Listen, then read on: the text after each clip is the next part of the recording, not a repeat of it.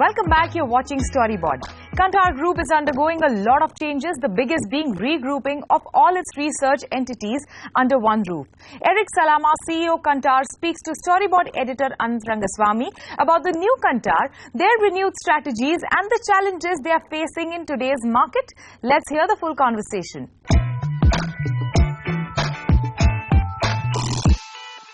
Hey, thank you for talking to us. Pleasure. So to begin with, tell me about the regrouping of all the research companies under you.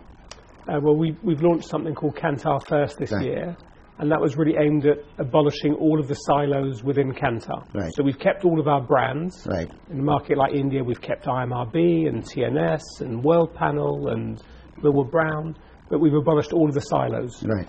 And we've done that so that we can get the best of Kantar to our clients. Right. And we're not worrying about individual P&Ls or... So is it one P&L? It's just your P&L now? Right. Yeah. Okay. Right. So tell me, what is the client benefit out of the regrouping? Well, the clients have loved it because we've had lots of examples over the last few years where people have got together to combine approaches and knowledge and deliver the best that we can to our clients. And we've got a lot of clients who use a lot of our brands at the same time, and they want to make sure that the knowledge that is generated somewhere is reused somewhere else, and that if we're looking at an issue like how to grow in a particular country or how to really engage with millennials better, that we're looking at it from all angles. And this change has really enabled people to do what they wanted to do, which was to reach out to colleagues, search, be curious, find the best, get together where they need to, and really offer clients the best thing. And clients have seen that. Can you give me some tangible examples of clients benefiting from the Kantar regrouping? Sure. So if I think about a client like Unilever, which is our biggest client around the world, we have teams of people now working across Kantar World Panel and Millward Brown and TNS and the Futures Company.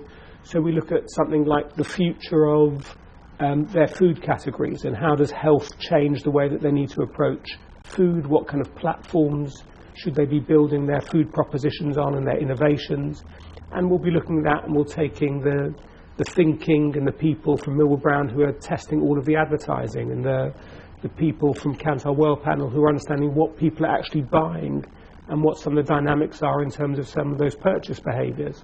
We're taking the people from TNS who are doing a lot of segmentation work through something called Needscope. From interest to the CNBC TV18 viewer, when you do this one balance sheet kind of thing, often it causes inefficiencies from people who had an individual balance sheet and now don't. Yep. So tell me your experience of that. Well, there's no right answer to that question, is there? Because whichever way you organise, you can organise by geography, you can organise by client, you can organise by brand. You're trying what to is your trade experience? off. What is your So my experience is that one of the things that we've done this year is that we've put more of an emphasis on countries. I think we'd become too global a company, that we were looking at things in too global a way. And actually one of the really interesting things from the Brandz report, from Kantar World Panel's brand footprint report, is that a lot of what's happening is happening within a country. That local brands are becoming more important, that local culture remains incredibly important. So we have to be relevant, not just globally, we have to be relevant in country.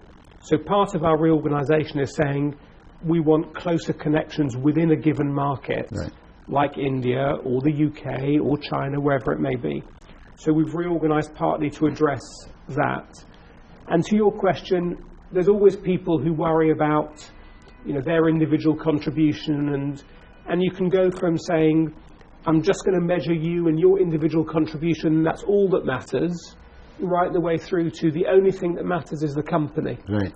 And there's no right answer along that, but you create different types of behaviours, and you don't want people who are just looking after themselves. Right, absolutely. You want people who are motivated and engaged, but they realise that they're part of a team.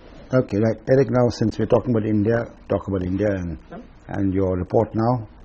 Tell me a few of the highlights in the report that you've seen.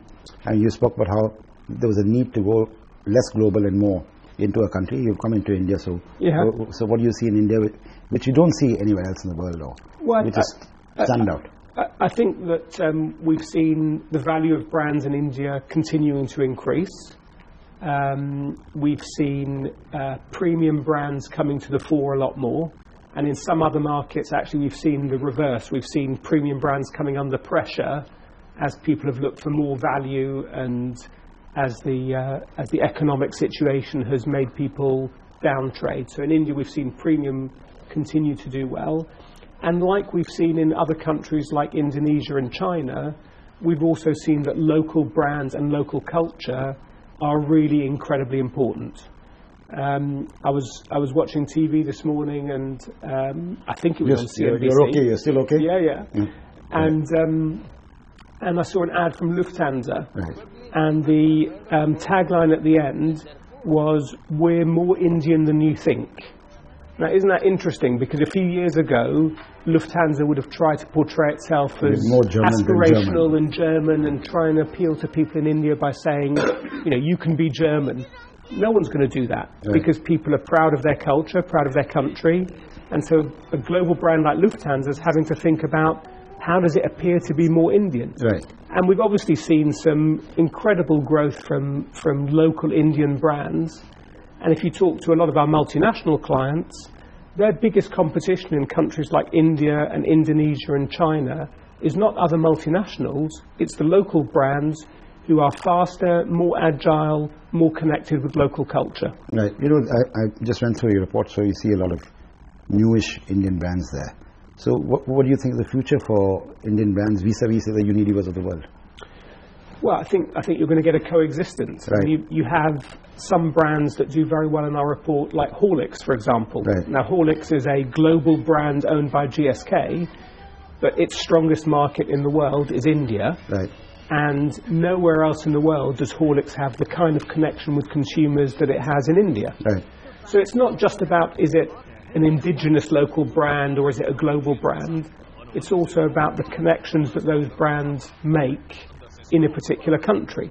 Lifebuoy is incredibly resonant in India in a way that it isn't in all other markets. Horlicks is like that. So you can still have global brands that have a completely different connection and a strength of emotional connection in India than they do in other parts of the world. But I think you're going to get coexistence. You'll have global brands, you'll have global brands that play particularly well in India, and you'll have a whole host of local brands as well. Right.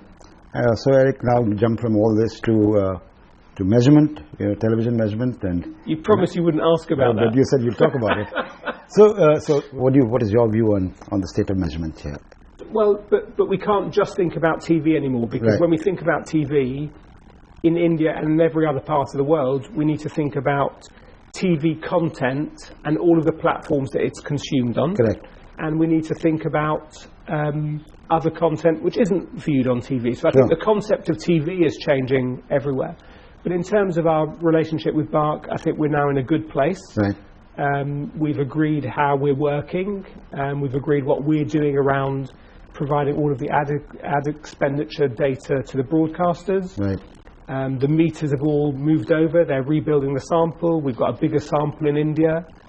So this isn't where I would have wanted to have been 3 years ago. Sure. But under the circumstances, I think that between us, we're delivering a really great service to clients, and we're delivering in a way that neither side was delivering before. Right. Fantastic. So good talking to you. Hope to Lovely see you talking to you. the next time you come to India. Thank you. Very much. It is time for us to take a short break. We return with today's notice board where Snapdeal is saying, Unbox Zindagi.